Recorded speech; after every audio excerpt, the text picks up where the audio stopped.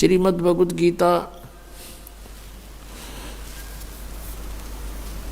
अध्याय नंबर 4 के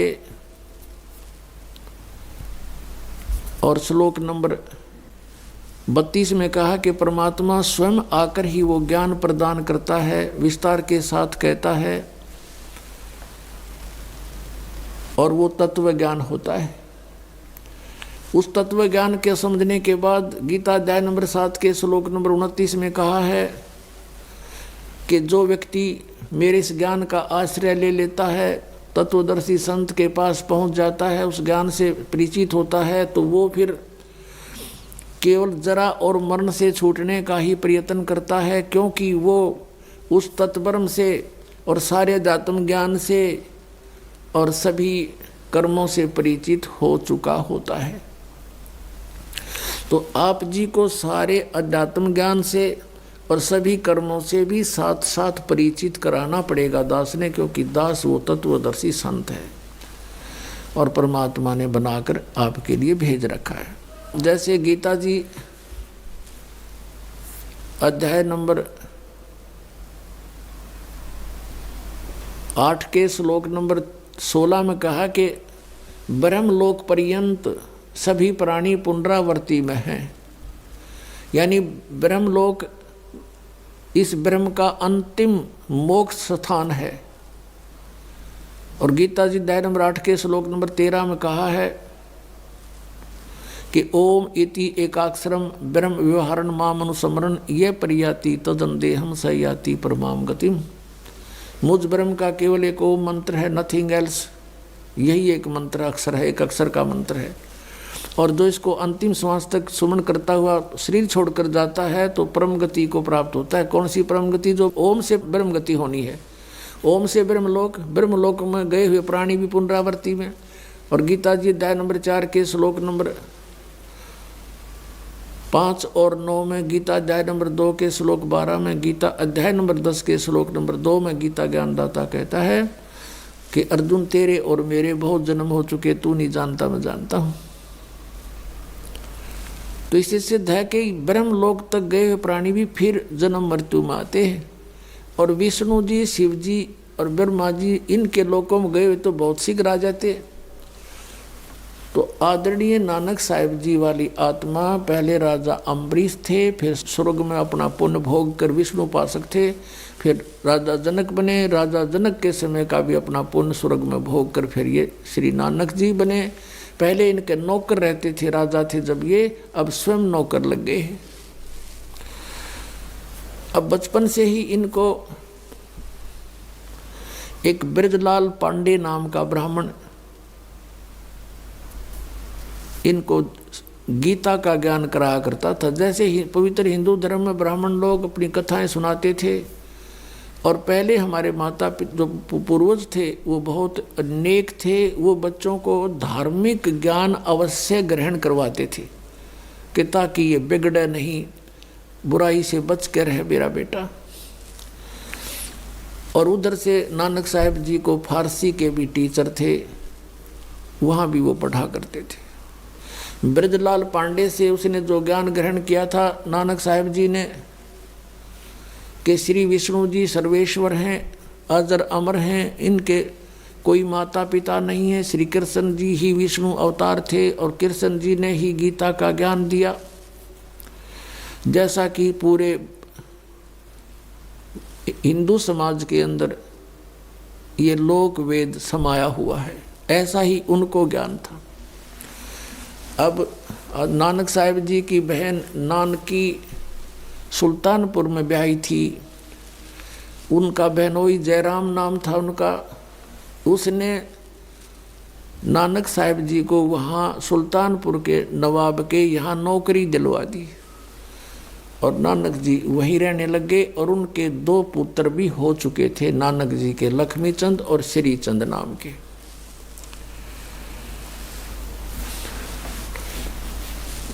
अब सुल्तानपुर के साथ से एक बेई नदी बह रही है, बेई दरिया। प्रतिदिन सभी गांव के, नगर के निवासी वहां स्नान करने के लिए जाते थे, घाट बना रखा था।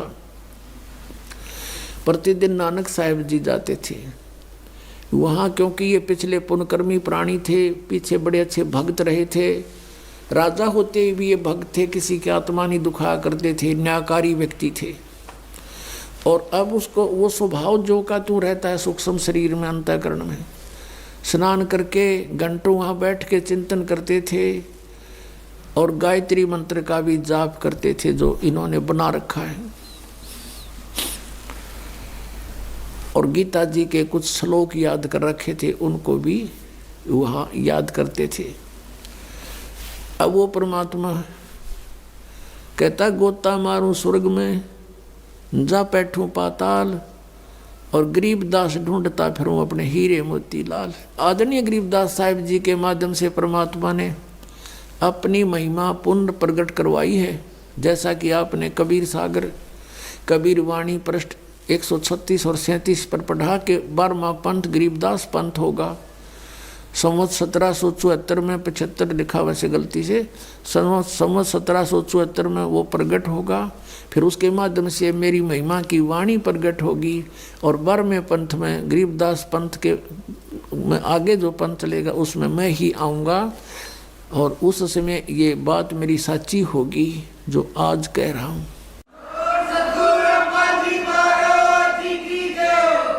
तो गरीबदास साहिब जी ने कहा कि कबीर साहब ये कहते थे गोता मारूं स्वर्ग में, जा बैठूं पाताल, और गरीबदास ढूंढता फिरूं अपने हीरे मोती लाल।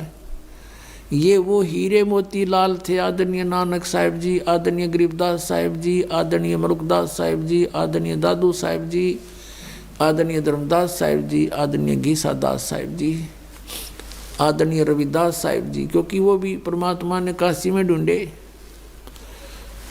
और भी बहुत से महापुरुष जैसे आदरणीय नामदेव साहिब जी भी परमात्मा उनसे मिले थे। और नामदेव साहिब ने कहा था कि एजी साधो मोए सार शब्द मोए पाया, मुझे अब सार शब्द मिल गया। गरीबदास साहिब जी ने नानक साहिब जी के बारे में कहा है कि नामा छिपा ओम तारी, पहले ओम का ही जाप करता था, नामदेव जी छिपी जाति में थे। नामा छिपा ओम तारी, पीछे सो हम भेद बिचारी। जब परमात्मा ने बताया उसको कि बच्चा इस ओम से मोक्ष नहीं होगा, अकेले से एक मंत्र और है जो सतनाम बनेगा। फिर उसके बाद फिर बताया कि इस सतनाम में जो 2 अक्षर से भी मोक्ष नहीं होगा, वो सार नाम आपको अवश्य चाहिएगा। तब कहा था नामा छिपा ओम तारी, पीछे सोहम भेद बिचारी, सार शब्द पाया जद लोई, आवागमन बौर ना होई।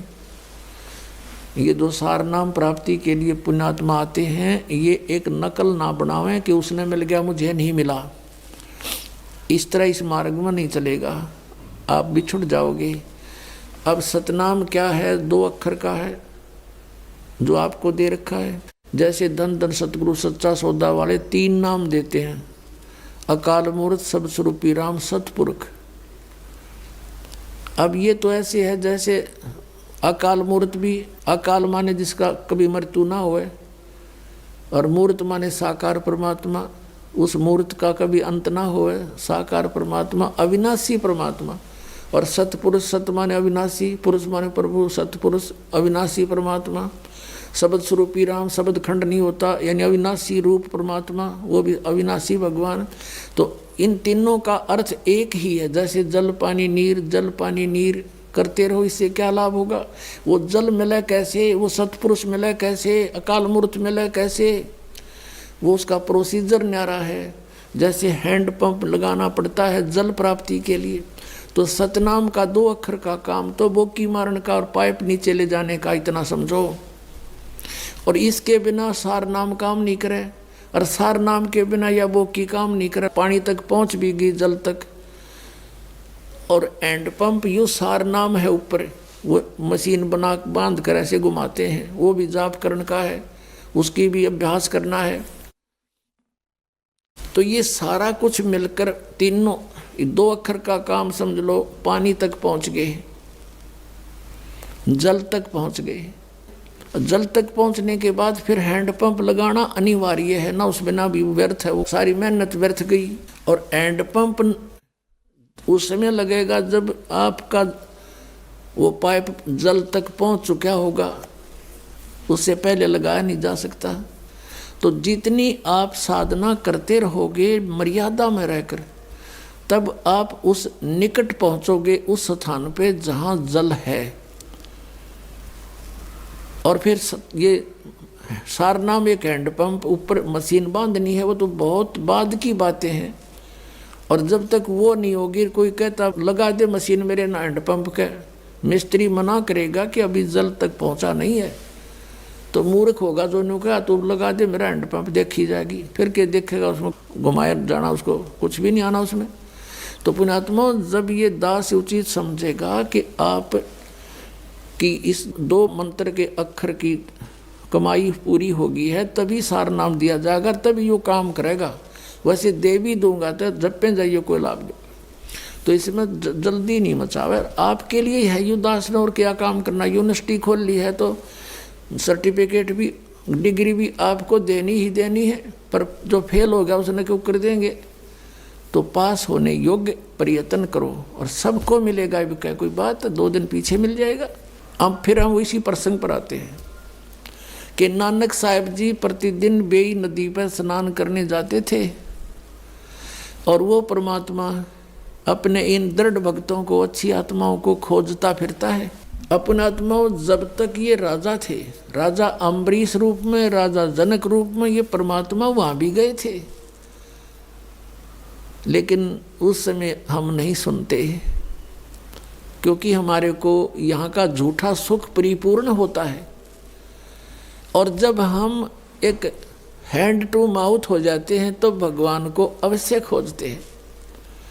अब कलयुग का समय परमात्मा ने इसलिए निर्धारित किया था, और काल तो राजी हो गया, 3 युगों में ना ले जाना। मालिक को पता था कि 3 युगों में ये भक्ति ना करें, क्योंकि सबके पिछले संस्कार अच्छे होंगे, कुछ ना कुछ उपलब्धि इनको अपने अध्यात्म की वैसे भी होती रहेगी, पिछली बैटरी चार्ज है, तो ये मानने को नहीं।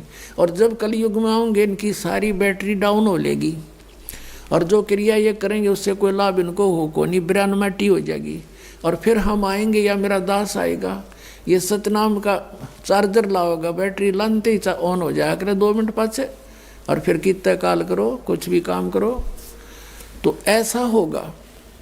तो नानक साहब जी पिछले संस्कार से वहाँ बैठकर चिंतन करते थे, हमेशा भगवान के ध्यान में रहते थे। जैसा भी ब्रजलाल पांडे से उन्होंने पढ़ा सुना था, उसी आधार से विष्णु जी को सुप्रीम पावर मानते थे। आदरणीय नानक साहब जी, आदरणीय परम पूज्य कबीर परमेश्वर जी, ये समकालीन थे। ये लगभग 45 वर्ष समकालीन रहे हैं। सन 1469 में आदरणीय नानक साहब जी का जन्म हुआ,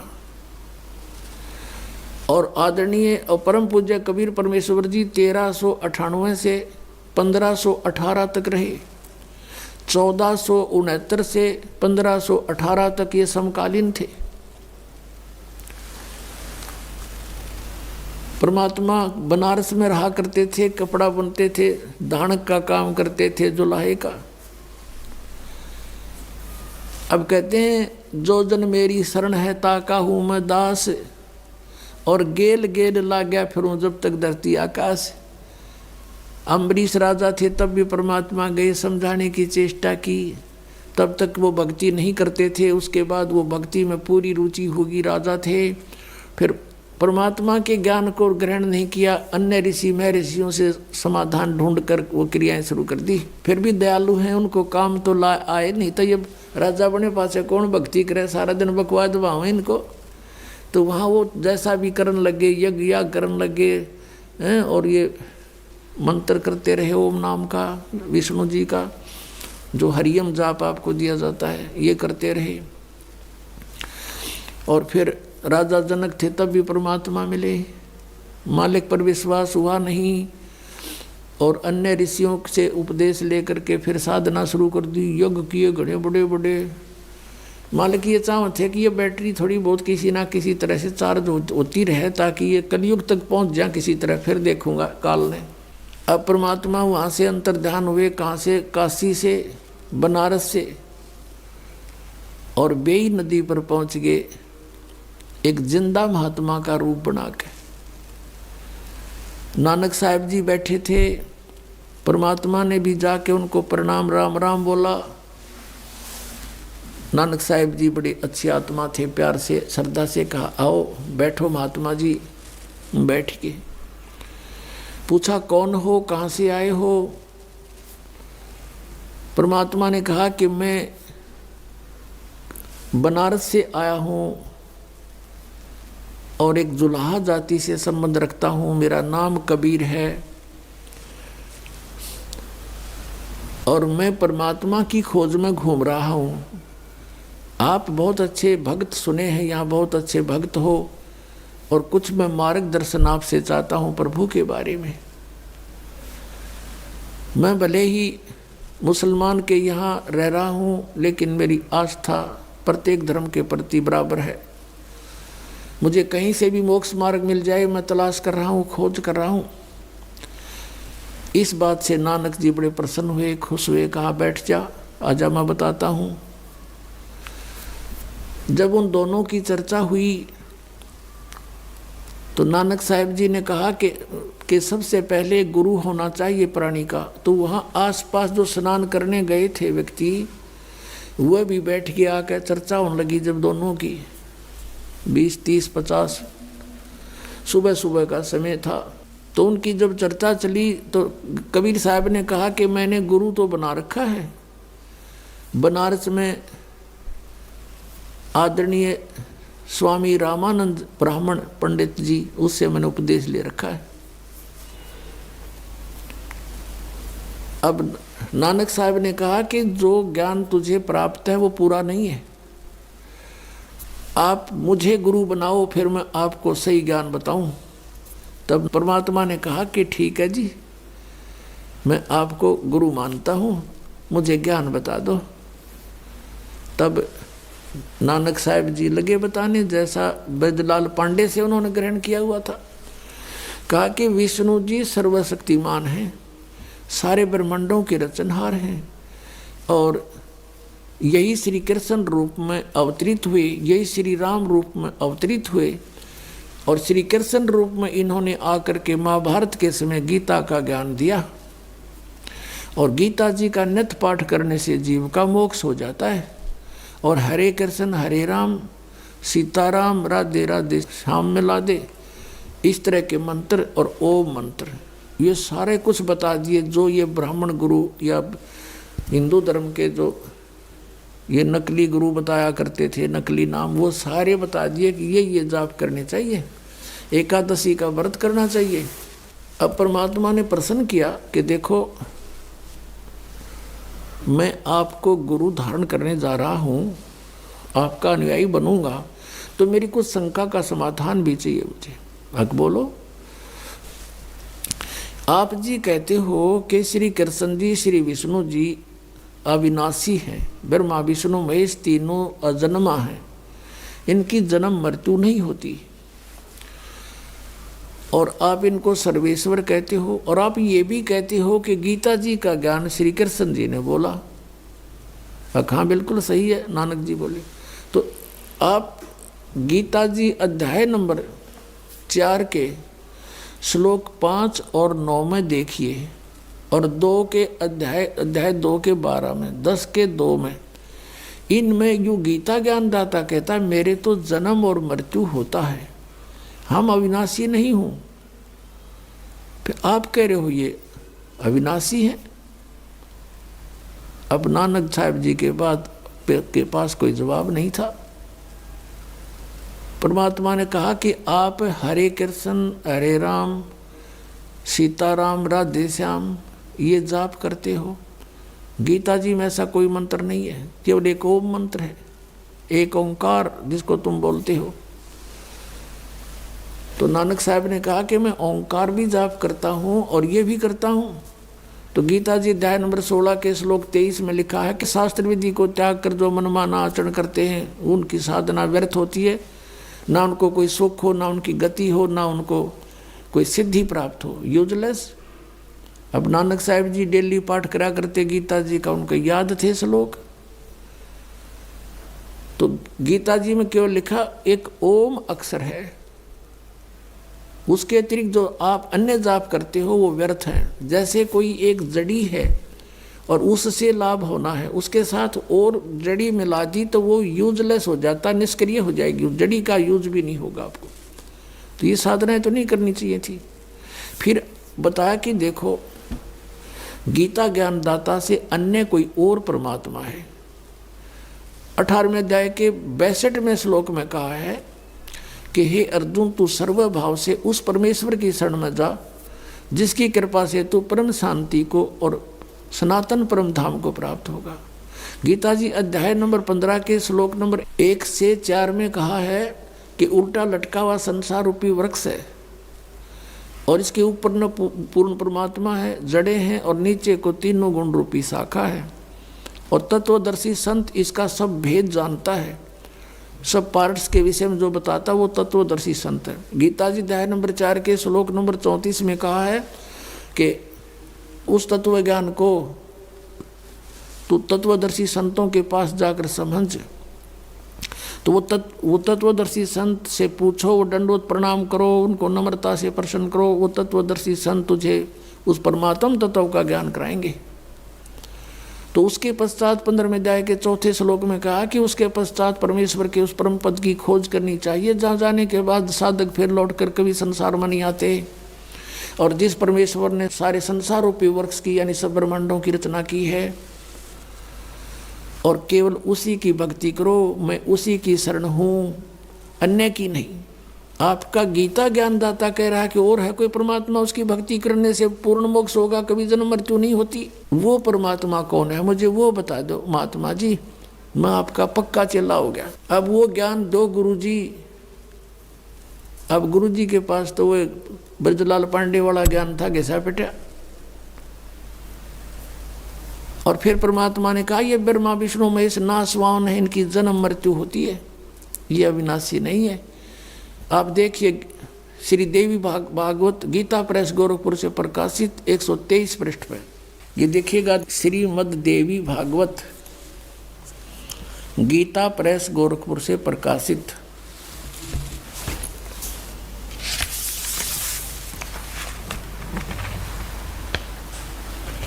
संपादक हनुमान प्रसाद पोदार चिमनलाल गोस्वामी।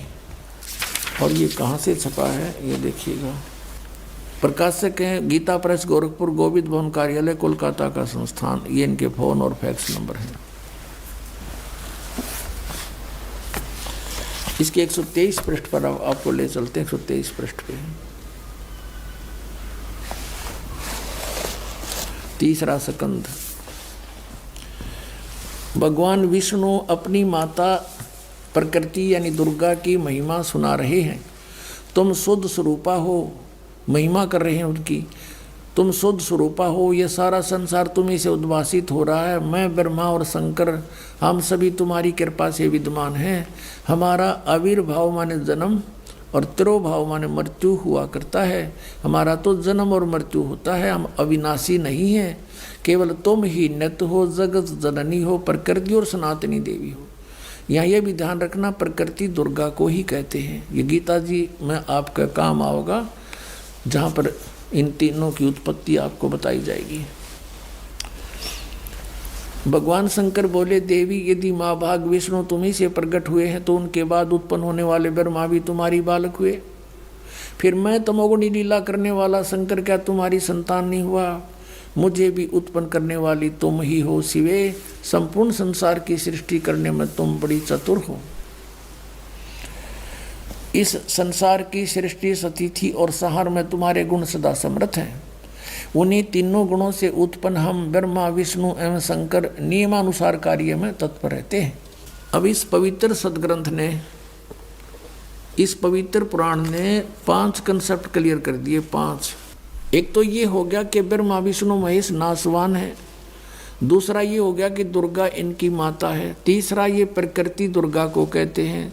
चौथा ये हो गया कि तीनों गुणों से उत्पन्न रजगुण ब्रह्मा, सतगुण विष्णु, उत्तम गुण शिव जी हैं। और पांचवा ये हो गया कि केवल नियमित कार्य ही कर सकते हैं। जिसने जैसा वर्क डन किया है वैसा ही बुरा और भला दोनों ही देंगे। ये किसी में परिवर्तन नहीं कर सकते। केवल परिवर्तन कर सकता परम अक्षर ब्रह्म कबीर साहब, आपके पाप काट कर आपको सुखी कर सकता। ओनली वन गॉड, वो कबीर साहब है। अब नानक साहब से कोई कहा ये बातें, तो नानक साहब जी ने कहा कि नहीं, ऐसा कुछ नहीं लिखा वहाँ पर देवी पुराण में। आप झूठ बोलते हो, आप हमारे देवताओं की तौहीन करते हो, आप तो यहाँ वाद विवाद करवाने आए हो, झगड़ा करवाने आए हो। यानी जैसा भी उनको हिंदू धर्म होने के नाते आपस में ज्ञान था।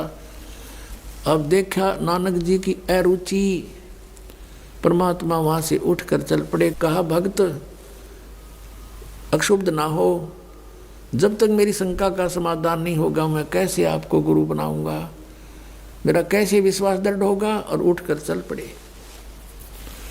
अब अन्य जो वहाँ बैठे थे श्रोता, वो कहने लगे नानक जी से कि हे भक्त, ये कौन था, आपको गुरुजी गुरुजी बोल रहा था और बकवाद कर रहा था ये तो नानक साहब ने कहा कि ये काशी का नीच जात का था, जुल्हा धानक, और कबीर नाम था इसका, बकवाद करता है ये सारी।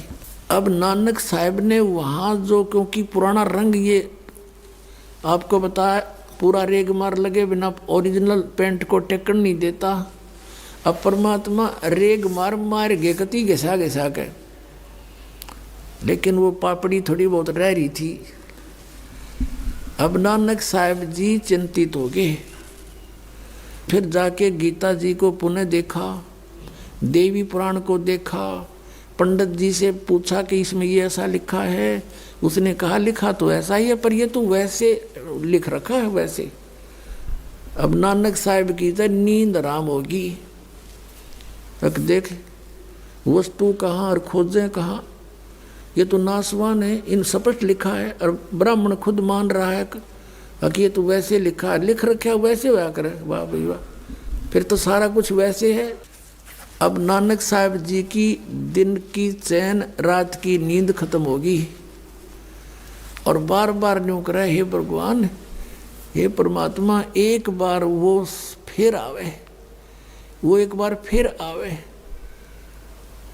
और अब के मैं उससे ढंग से बात करूं। बहुत चिंतित हो गया कि सचमुच ये तो गीता में और कोई भगवान है और उसी से मोक्ष होगा। हमने कराना मोक्ष है, फिर क्या फायदा इस भक्ति करने का जब मोक्ष नहीं हुआ। ब्रह्मा विष्णु महेश स्वयं नासवान है।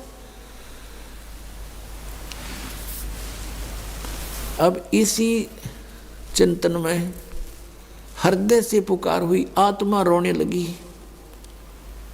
कि ये फिर से बात बने, कभी फिर खुल के चर्चा करूं, उससे एक बार आ जाओ, मैं विवाद नहीं करूंगा। अब परमात्मा ने साल 6 महीने के बाद फिर दया बख्शी, जब खूब लोहा गर्म हो लिया। उसी तरह सुबह सुबह स्नान करने के लिए नानक साहब जी गए थे और स्नान करने की तैयारी में थे। उनके साथ 1-2 और भी नौकर जाते थे, वो उनके कपड़े लिए खड़े थे।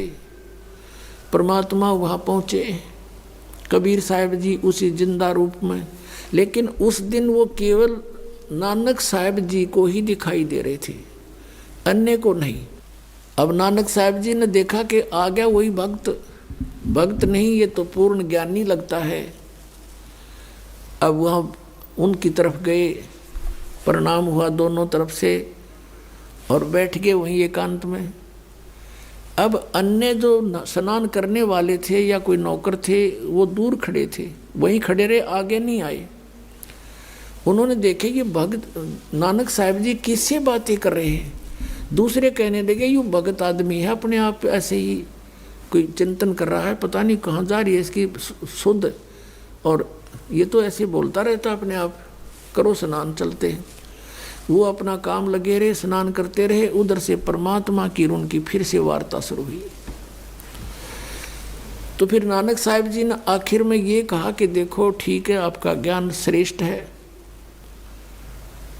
और मैंने अपने गुरु ब्रजलाल पांडे से भी पूछा, उसने भी संतुष्ट नहीं किया मुझे। लेकिन मैं आपकी एक परीक्षा लेना चाहूँगा, फिर मैं आपका शिष्य बनूंगा, फिर मैं आपकी बात स्वीकार करूँगा।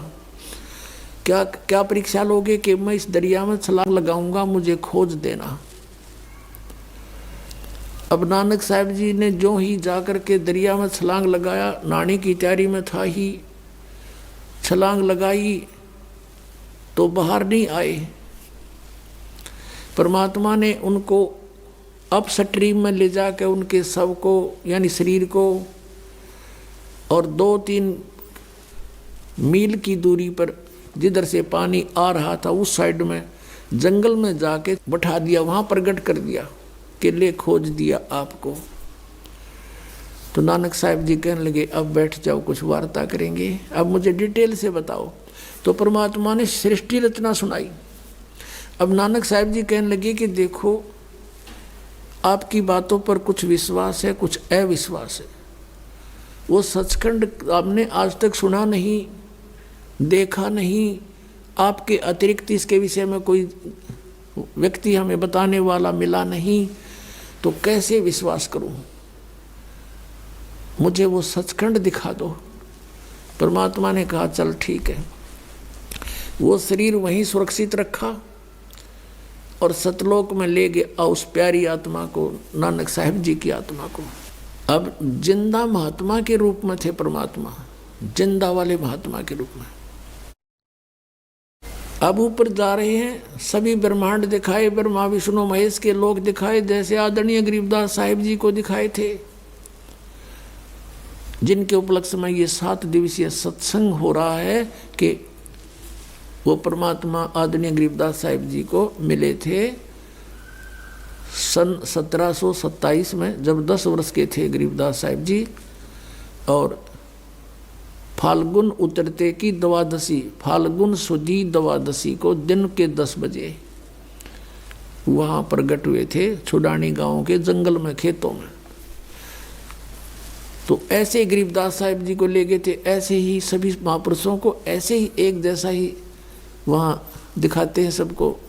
तो जब ऊपर जा रहे थे, आगे जाके क्या देखा नानक साहब जी ने कि एक तख्त के ऊपर एक बहुत बड़ा गुम्बज बना हुआ है, बहुत बड़ा। वहाँ एक गुम्बज है सफ़ेद, बहुत लंबा चौड़ा, इस पृथ्वी से भी बड़ा है, इतना बड़ा गुम्बज है।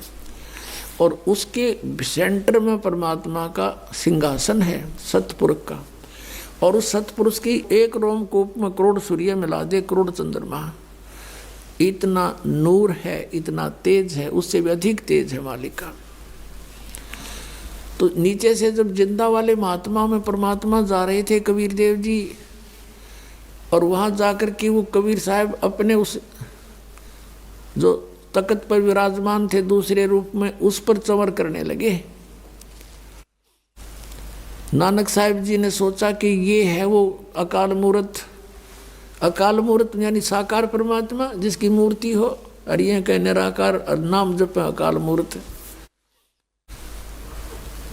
कि ये है वो सतपुरुष।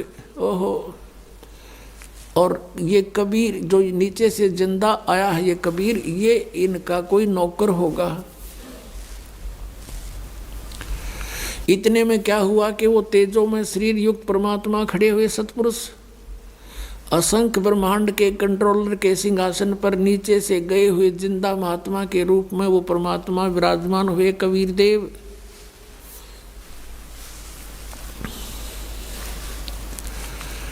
और वो तेजों में शरीर वाला परमात्मा कबीर साहब पे नौकर की तरह चौर करने लगा, सेवक की तरह। अब नानक साहब जी सोच ही रहे थे कि ये क्या चक्कर हुआ, इस सेवक पर भगवान चौर कर रहा है। इतने में क्या हुआ, तेजों में शरीर उस जिंदा वाले शरीर में नीचे से गया था, जो परमात्मा जिस शरीर में, उसमें समा गए। वो असंख्य ब्रह्मांड के कंट्रोलर के सिंहासन पर, तख्त पर अकेले कबीर देव जी, कबीर साहब जिंदा महात्मा वाले रूप में विराजमान है। चौर अपने आप घूम रहा ऊपर ऑटोमेटिक। तब परमेश्वर ने कहा कि प्यारी आत्मा, आई एम गॉड, मैं हूँ वो परमात्मा, जिसको मुसलमान अल्लाह अकबर कहते हैं। और वेदों में कबीर देव मेरा नाम है, कबीर देव। तो कबीर कहो, कबीर देव कहो, ये मेरे विषय में जानकारी है चारों वेदों की। चारों वेदों में मेरे विषय में जानकारी है, लेकिन उन वेदों में मुझे पाने का मार्ग नहीं है। वो ज्ञान मैं अब देने के लिए गया हुआ हूँ। मैं बनारस में, काशी में धानक रूप में रहता हूँ, कपड़ा बुनता हूँ, ज्ञान प्रचार करता हूँ, और जो मुझ पर विश्वास दृढ़ करते हैं उनको सतनाम देता हूँ। और सतनाम से जीव का मुक्ति होगी, नहीं हो नहीं सकती किसी सूरत में। और वो सतनाम 2 अक्षर का है। और यदि आपने मोक्ष चाहिए तो काशी में चले जाना, वहां मैं रहता हूं। अब ऐसे इस स्थिति में 3 दिन बीत गए। उधर से सुल्तानपुर के अंदर ये खबर फैल गई, समाचार पहुंच गया कि नानक साहिब जी दरिया में छलांग लगाई थी, बाहर नहीं आए। उन्होंने नानक साहिब को डूबा जान लिया। गांव में आग की तरह ये बात फैल गई, सभी भाग लिए, सभी दौड़ लिए। उसकी बहन नानकी भी दौड़ के आई, उनका जो बहन हुई था जयराम वो भी भाग गया। फिर जब पता चला कि वो तो पानी में बह गए हैं, तो नवाब से संपर्क साधा, क्योंकि नौकरी करता था नवाब के घर पर जयराम भी। श्री जयराम जी ने वहाँ जा कर के राजा से प्रार्थना की कि नवाब ऐसे ऐसे हमारा रिश्तेदार पानी में बह गया। तो राजा ने नौकर भेज दिए, जाल लगाने वाले भेज दिए, इधर खोज रहे हैं, दूर दूर तक जाल लगा कर खोज रहे हैं, पर नहीं मिले। सभी ने मान लिया, हाहाकार मच गई कि बहुत अच्छा भगत था, डूब कर मर गया। उधर से क्या हुआ, तीसरे दिन उसी समय जब स्नान सभी कर रहे थे, वहीं नानक साहिब जी आकर विराजमान हो गए। छोड़ दिए परमात्मा ने, वापस भेज दिया आत्मा, और शरीर से उठकर वो आ गए। सभी ने देखा कि ये नानक जी तो ये आ गए, ये डूब गए थे। नानक साहब ने कहा कि डूबते वो हैं जो भगवान पर आश्रित नहीं है, हम नहीं डूब सकते। हम सचखंड गए थे, हम सतलोक गए थे, और उस दिन के बाद उनका चेहरा बदला हुआ था। संसार में रुचि नहीं रही, घर पे आ गए। बहुत कुछ कहने के बाद वो नौकरी पर चले गए। वहाँ जाकर के क्या किया, जो भी कोई आया और उसको कहता रहा, वो गिनने लगे, 1 2 3, 13 से आगे भूल गए। 13, हे भगवान 13 सब कुछ, किसको क्या दूं, सब 13। वो मोदी खाने में नौकरी करते थे, सबको जो भी मेहनताना लेने आए, जब दाने कणक कुणक दिया करते थे, वो सारा ही लुटा दिया, खाली कर दिया, और बैठ के जाकर शमशान घाट पे वैसा ही वेशभूषा करके, जिस वेशभूषा में भगवान मिले थे, जिंदा वाले महात्मा के रूप में। अब जब नवाब के पास कंप्लेंट गई कि आपके नौकर ने आपका खजाना लुटा दिया, नवाब ने जांच बैठा दी, और साथ में जयराम जी से कह दिया, उसके बहनोई से, कि यदि कोई भी घाटा मिला तो तू तेरे से पूरा करवा लूँगा, क्योंकि तू इसका जमानती है, तेरी शनाख्त पर हमने रखा है। ऐसा ही किया गया। जब जांच हुई तो नवाब का खजाना पूरा होकर 760 रुपये नानक साहिब के अधिक सरकार की ओर निकले। बोलो सतगुरुदेव।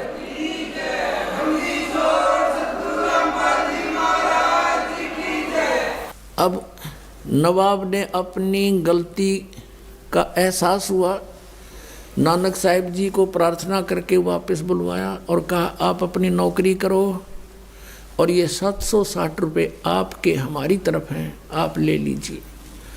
तब नानक साहिब जी ने कहा कि अब तो सच्ची सरकार की नौकरी करूँगा, इस नकली की नहीं हो सकती मुझसे।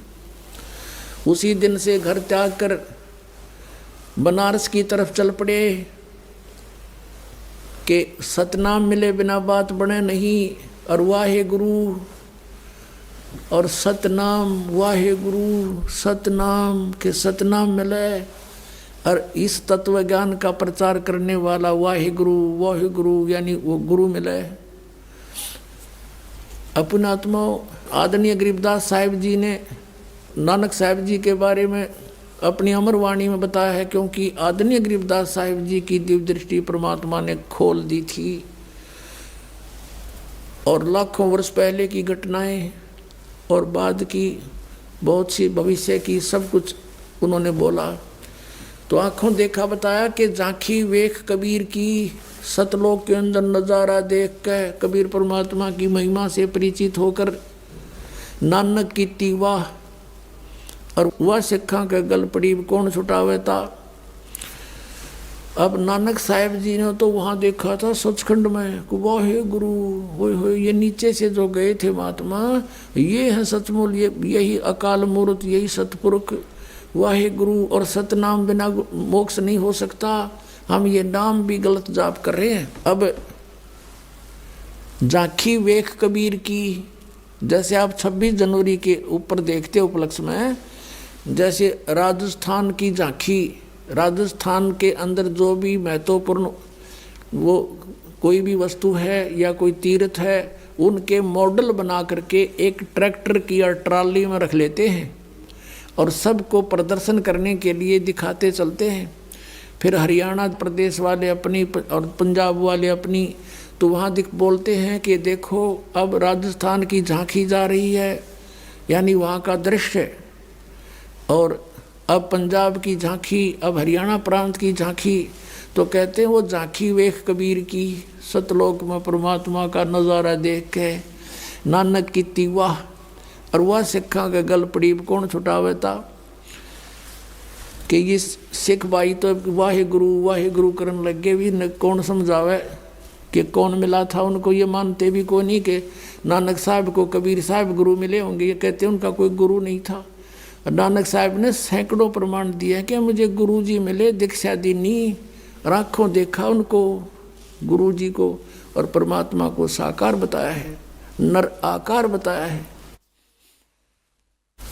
अब गुरु ग्रंथ साहिब में दोनों प्रकार की वाणी है। उनकी पहले की भी वाणी है, परमात्मा की प्राप्ति से पहले और बाद की भी है। वो लिखते रहा करते थे अपने पहले भी, क्योंकि परमात्मा से जुड़ा हुआ व्यक्ति कुछ ना कुछ उसके विषय में चिंतन करता ही रहता है। अब वहाँ से चल पड़े, सुल्तानपुर से चल पड़े, कहाँ को चले? बनारस की तरफ। पहली उदासी उनकी यात्रा, उदासी माने वैसे तो उदासी का अर्थ होता है कति उन्मुन होके, संसार से मन हटा के उदास होके, और परमात्मा की खोज पृथ्वी पर करने के लिए चल पड़े, उसको उदासी कहते हैं। कहते प्रथम उदासी वाराणसी की थी। अब रास्ते में वो ये पहचान करने के लिए कि हो सकता है वो कहीं और भी इस ज्ञान का कोई परिचित हो, तो जहाँ पर भी रास्ते में कोई साधु संत का कोई डेरा देखा वहाँ पहुँच गए। नानक साहिब जी प्रस्थान तो कर ही रहे थे बनारस की तरफ, वहाँ प्रसन्न करते उन्होंने फिर क्या किया, 7 श्लोक सेलेक्ट कर लिए गीता जी के। वो शपथ श्लोक की गीता कहने लगे कि इनका उत्तर दे दो, इसमें सारी गीता का निष्कर्ष है। जैसे ऊर्ध्व मूलम अधः शाखम, ये मूल परमात्मा कौन है। 18वें अध्याय के 62वें श्लोक में कहा कि उस परमेश्वर की शरण में जा, वो परमेश्वर कौन है। तत्वदर्शी संत की क्या पहचान होती है, इस तरह के उस परमात्मा ओम तत्सत का भेद बताओ। इस तरह के प्रश्न उन्होंने 7 श्लोक सिलेक्ट कर लिए गीता के। वो शपथ श्लोक की गीता कहने लगे कि इसमें सब निष्कर्ष आ जाता है गीता जी का। 18वें अध्याय के 66वें श्लोक में व्रज माने जाना होता है, तुम आना बताते हो, वो किसकी शरण में जाने को कहा है। इस तरह के वो प्रश्न उन्होंने किए, कहीं उत्तर नहीं मिला। फिर उन्होंने देखा, उनको विश्वास नहीं था कि भगवान रिगजुलाहा धारक के रूप में भी काम करता होगा, लेकिन चल पड़े थे कि देख तो लेता हूँ। और वो बता रहे थे कि मैंने स्वामी रामानंद जी से दीक्षा ले रखी है, कबीर साहब ने कहा था चर्चा के दौरान। तो उन्होंने जाकर के पूछा कि यहाँ कोई स्वामी पंडित रामानंद जी नाम के महर्षि हैं, उनका बहुत बोलबाला था, 1400 ऋषि बना रखे थे, प्रचारक पूरी काशी बच्चा बच्चा उनको जानता था। सभी ने कहा कि वो ऐसे उस आश्रम में रहते हैं गंगा के किनारे। तो वहाँ पहुँच गए आदरणीय नानक साहिब जी, और वहाँ जाकर के रामानंद जी से प्रश्न की कि स्वामी जी, मैं गीता जी के कुछ प्रश्न करना चाहता हूँ। जब वो प्रश्न उन्होंने किए, अब रामानंद जी ने कहा कि देखो, ये प्रश्न मुझे पहले नहीं आते थे, अब मुझे इनका ज्ञान हो गया। कैसे हो गया कि मुझे परमात्मा मिले यहाँ आए हुए हैं वो भगवान, और उन्होंने मुझे कुछ ऐसे वचन में बांध दिया। वो कहते हैं मुझे गुरु, लेकिन हैं वो जगत गुरु। मैं उनको शिष्य कहूँ तो मुझे लज्जा आती है, लेकिन वो जगत गुरु हैं, परमेश्वर आए हुए हैं। उनका कबीर नाम है, और वो बता सकते हैं आपको सारा भेद। उत्तर तो मैं दे सकता हूँ, लेकिन मैं कंप्लीट नॉलेज नहीं रखता। उन्हीं का सुना हुआ मैं आपको बता सकता हूँ। आप उनसे पूछो तो और अच्छा रहे। अब नानक साहिब जी की तो खुशी का ठिकाना नहीं रहा कि सचमुच इस ज्ञान के देने वाला यहाँ है। हाँ जी है, तो मुझे उनसे मिला दो। रामानंद जी ने एक सेवक भेज दिया कि जाओ परमात्मा के दर्शन करा दो। पंजाब से भक्त आए हैं, पंजाबी। अब कबीर साहब को तो अनजानी जान थे, बैठ गए खड्डी में, कान लग रही है, एक प्यारी आत्मा घायल हो चुकी है वो। अब वहाँ बैठे बैठे कपड़ा बुन रहे हैं, और जिस रूप में वहाँ मिले थे वही रूप सतलोक में मिले थे, वही रूप में बैठे और कपड़ा बुन रहे हैं, धानक का काम कर रहे हैं, जुलाहे का। तब नानक साहब ने कहा था, ओ हो फाई सूरत मुल्क की वेश, ए ठगवाड़ा ठगी देश, खरा सियाणा बहुता बार, ये धानक रूप रहा करतार। ओहो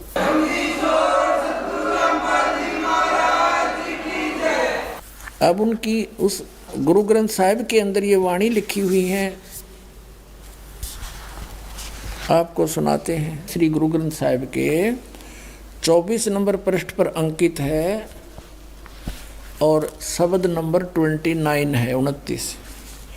एक सुआन दुई सुआनी, नाल बल के भौकाई सदा बियाल, कूड़ छुरा और मूठा मुर्दार, धानक रूप रहा करतार। फिर क्या कहा है, मैं पत की पेंद न करनी की कार, ओ बिगड़ रूप रहा बिकराल, तेरा एक नाम तारे संसार। तेरा एक नाम तारे संसार, मैं ए हो आस ए हो आधार, मुख निंदा आख्या दिन रात, और पर घर जो ही नीच मनात, काम क्रोध तन वसे चंडाल, ये धानक रूप रहा करतार। फाई सूरत मुल्क की वेश, ए ठगवाड़ा ठगी देश, खरा सियाणा बहुता बार, ये धानक रूप रहा करतार।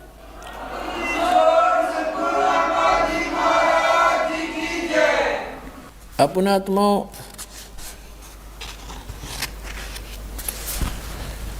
फिर 721 पृष्ठ पे लिखा है कि एक अर्ज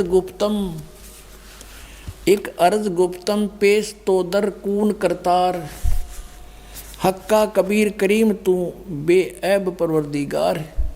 परमात्मा से परिचित होने के बाद नानक साहब ने फिर उनकी महिमा गाई है कि एक अर्ज गुप्तम पेश तो दर कून करतार। कून करतार माने है शब्द स्वरूपी राम, अविनाशी परमात्मा। करतार माने सारी सृष्टि के रचनहार। हक्का कबीर माने सत कबीर।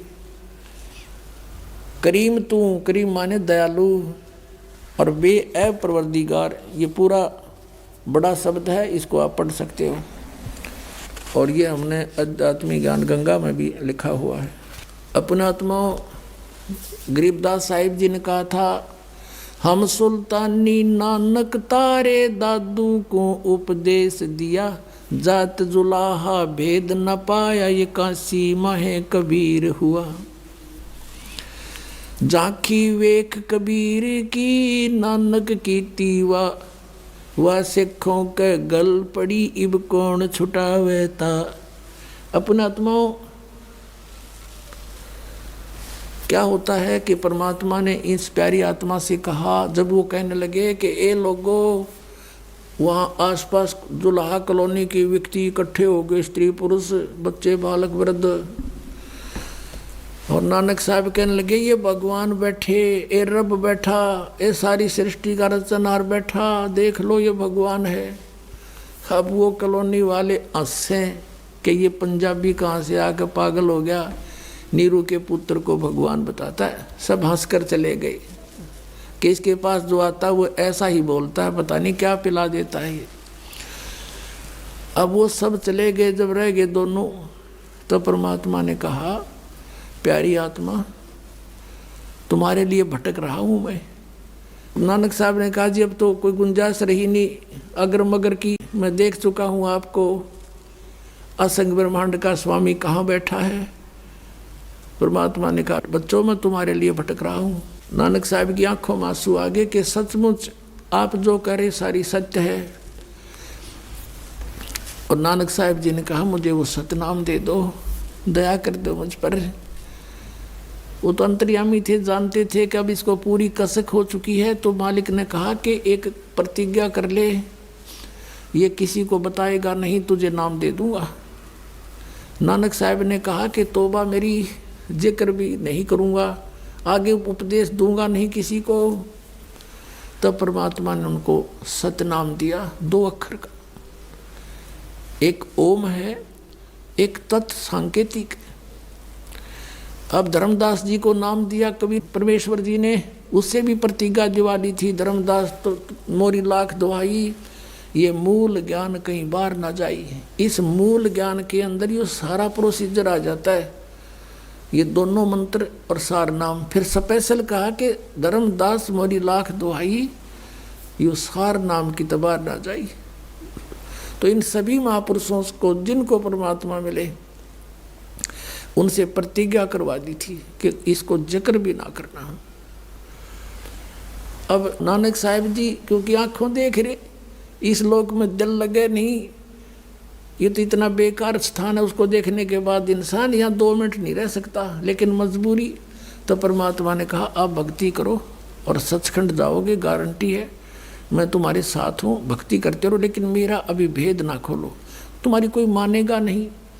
तो उन्होंने वहाँ से चले गए और जगह जगह प्रचार किया, सतलोक का वाणी बोली, लोगों को समझाया। 12 वर्ष तक पूरे भारतवर्ष में घूम घूम कर सबको, हिंदू मुसलमानों को समझाने की चेष्टा की। और परमात्मा से मिलने के बाद उनमें कुछ सिद्धियां भी आ गई थी। ऐसा स्वाभाविक गुण है, जैसे चुंबक के साथ लोहा कुछ समय रह जाए तो वो भी अस्थायी चुंबक बन जाता है।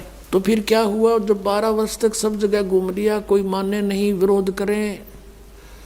यहाँ तक लिखा है उनके इतिहास में, गुरु नानक देव जी की जीवनी में, कि उनके पूज्य पिताजी भी विरोधी हो गए थे उन पांडवों के कहने से कि आपका पुत्र ब्रह्मा विष्णु महेश को नासवान बताता है, ये के पैदा हो गया तेरे। पिता पुत्र का भी बहुत विरोध हो गया था, लेकिन वो तो दृढ़ भगत थे, वह किसकी माने आंखों देख रहे, और कहें देखा देखी, हम कहें आंखों देखी। अपना आत्मा 12 वर्ष तक जब वो घूमते रहे, कोई सुना, कुछ एक न माना, कुछ एक न नहीं माना। तब परमात्मा ने उसको संदेश दिया कि आप प्यारी आत्मा अपनी मोक्ष प्राप्ति के लिए प्रयत्न करो, समय थोड़ा है आपका, अब भक्ति करो, बैठ जाओ अपने एक स्थान पर, रहो अपने आराम से। तो फिर 16 वर्ष तक लास्ट के अपने खेतों में रहे, खेती भी करते थे, और जो उनके पास आता था उनको तत्व ज्ञान भी समझाते थे। बहुत से शिष्य भी बने उनके, अच्छी आत्माएं थी। जो अपने आत्माओं, नानक साहिब जी का मोक्ष किन मंत्रों से हुआ और कौन सा जाप किया उन्होंने। अब देखो, वाहे गुरु ये क्यों बोले, झांकी वे कबीर की नानक की तीवा। अब वाहिगुरु वाहिगुरु सतनाम, इस सतनाम से मोक्ष होगा, सचखंड प्राप्त होगा, जहाँ जाने के बाद फिर कभी मृत्यु नहीं होगी। इतनी खुशी समागी दिल में। और वाहिगुरु वाहिगुरु, देखो जो अच्छी आत्माएं होती हैं, जो अनमोल ज्ञान आपको ये दास प्रदान कर रहा है परमात्मा का दिया हुआ, ये कोई ऐसा वैसा नहीं है। और आपने इसकी कीमत की का ज्ञान को नहीं, उनको वो कीमत की महत्व समझते थे इस मंत्र का। और आपको जिनको तीनों मिल लिए उनको भी इतनी गदगद इतनी खुशी नहीं होती जितनी उस महापुरुष को एक सतनाम प्राप्त होने से ही होगी थी। तो वो एक महान आत्मा होती है, वो एक कृतज्ञ होते हैं, वो होती हैं। वो कहते हैं बड़े बड़ाई करा करें गाड़ी काटे ओछा, वो बड़े बड़ाई करनी, हम बड़े पुरुष थे, वो महान आत्मा थी। और खुला नहीं समाया कोई हो, पता नहीं क्या धन मिल गया मुझे, इतनी खुशी जहाँ जहाँ वाहिगुरु वाहिगुरु, यानी वो भूला नहीं जाता रहा। तो ये होती है अच्छी आत्माएं। अब क्या हुआ,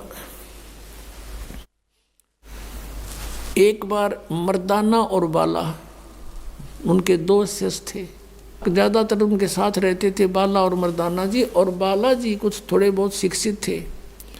उन्होंने जो भी घटनाएं गुरुदेव के साथ रहते हुए बीती, किन किन से मिले, क्या क्या क्रियाएं वो करते थे, वो सब लिपिबद्ध कर गए, लिखे उन्होंने या बताए किसी को, वो लिख लिए गए। तो उनकी एक बनी हुई है नानक साहिब की जन्म साखी। तो उस जन्म साखी के अंदर आपको दिखाते हैं कब नानक साहिब जी कौन सा जाप करते थे। वो सतनाम के है 2 अक्षर का। और ये राधा स्वामी, धन धन सतगुरु, जय गुरुदेव, और ये दूसरे जो ताराचंद वाले, विनोद वाले और व्यास वाले, आगरा वाले, ये 5 नाम जाप करते हैं जो 5 काल के। और बात करें सचखंड सतलोक की जाने की, ये तो टिकट बनवा रहे हैं नाइजीरिया की। हर बात करें हम भारत आवांगे।